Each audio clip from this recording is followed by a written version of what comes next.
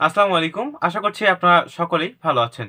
Homeo অনুশীলন এর পক্ষ থেকে আপনাদের সকলকেই স্বাগতম জানাচ্ছি। আমি নাহিদ হাসান। আজকের এই ভিডিওটিতে কথা বলবো ধর্ষণ এর পূর্বে করণীয় সম্পর্কে এবং একজন নারী যখন ধর্ষণের অবস্থায় চলে যায় সেক্ষেত্রে সে নিজেকে কিভাবে সেফে রাখবে বা ধর্ষণ থেকে নিজেকে কিভাবে বাঁচাবে এই পদ্ধতি এবং এই উপায়গুলো সম্পর্কে আমি বিস্তারিত আলোচনার চেষ্টা করব। বর্তমান সময়ের জন্য এই ভিডিওটি আমি মনে করছি আপনাদের সকলের জন্যই খুবই প্রয়োজনীয়। তাই অবশ্যই ভিডিওটি শুরু থেকে শেষ পর্যন্ত দেখবেন এবং পরিচিত যারা রয়েছে তাদের প্রত্যেকের কাছেই ভিডিওটি শেয়ার করে দিবেন। তো যাই হোক, চলে যাচ্ছি মূল প্রসঙ্গে। ধর্ষণ বলতে কি বোঝানো হয়?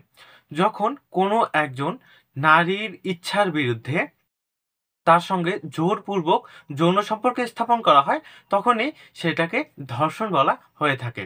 তো ধর্ষণ সাধারণত জোরপূর্বকই একটা ঘটনা। বর্তমানে দেখা যাচ্ছে যে শিশুদেরকে ধর্ষণ করা হচ্ছে। তো এটার বিষয়টা সম্পূর্ণটাই ভিন্ন। আমি আজকে কথা বলবো যুবতী যারা রয়েছেন, অর্থাৎ বিবাহিত যারা রয়েছেন তারাও অনেক সময় ধর্ষণের শিকার হচ্ছেন, বা অবিবাহিত যারা রয়েছেন তারা অনেক সময় ধর্ষণের শিকার হচ্ছেন।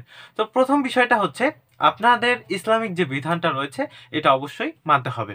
কারণ ইসলাম যে বিধানগুলো দিয়েছে আল্লাহ ভালো করেই জানেন যে মানুষ কোন ধরনের কাজগুলো করতে পারে এবং মানুষের মধ্যে যে অপকর্ম করা বা পাপ কাজ করার একটা সম্ভাবনা রয়েছে। তো ইসলাম একটা পরিপূর্ণ জীবন বিধান, অবশ্যই এই ইসলামকে মেনে চলার চেষ্টা করবেন। কারণ ইসলামে যে নির্দেশনাগুলো দেওয়া রয়েছে এগুলো 100% সঠিক এবং সত্য। তো এখন আসি যে শুধু মাথায় যদি দাড়ি টুপি এগুলো থাকে তার মানে যে সে আহ, একদম পরিপূর্ণভাবে ইসলাম মানছে এমনটাও না। তো ইদানিং অনেককে দেখা যাচ্ছে যে বিভিন্ন ধরনের ব্যক্তিরা ইসলামিক মুসলিম ধর্ষণ করছে। তো সে যে প্রকৃত মুসলিম কিনা এটাতেও সন্দেহ রয়েছে।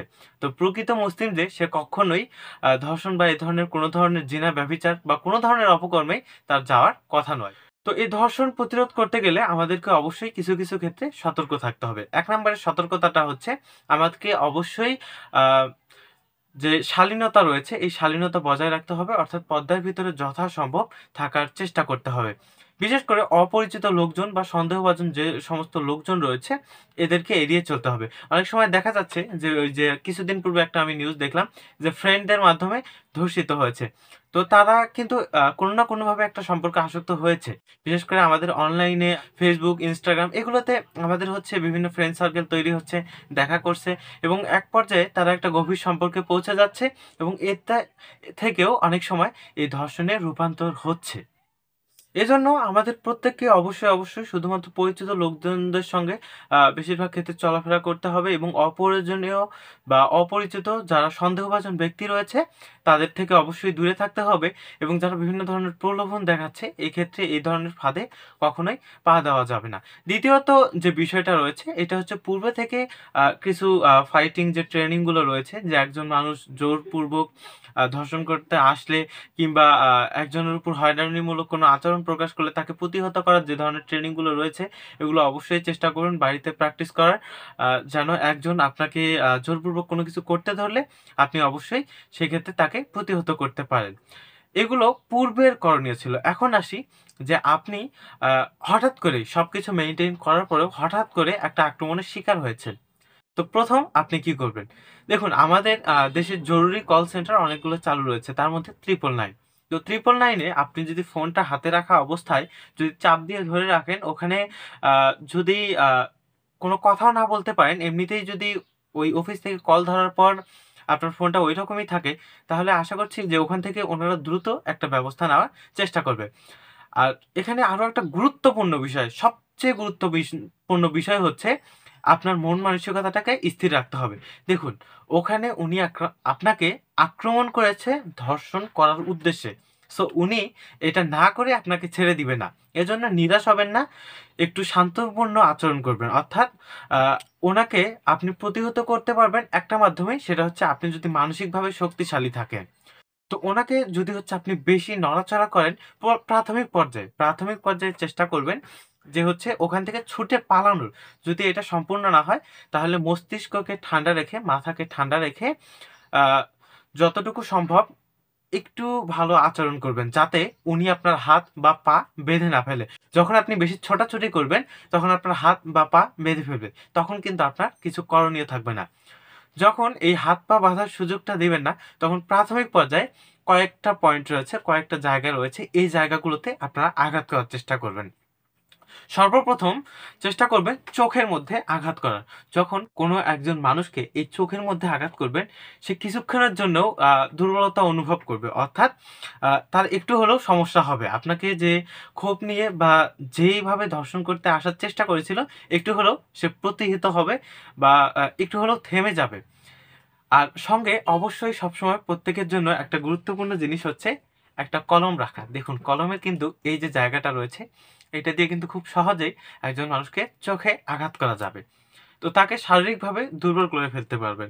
তার পরবর্তীতে যে বিষয়টা আছে সেটা হচ্ছে নাক বরাবর আঘাত করার চেষ্টা করবেন, সজোরে নাকের মধ্যে ঘুষি মারার।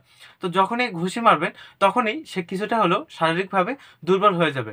আর সবসময় চেষ্টা করবেন মাথার যে জায়গাগুলো, মাথাতে আঘাত করা কিংবা চোখে কিংবা নাকে আঘাত করার।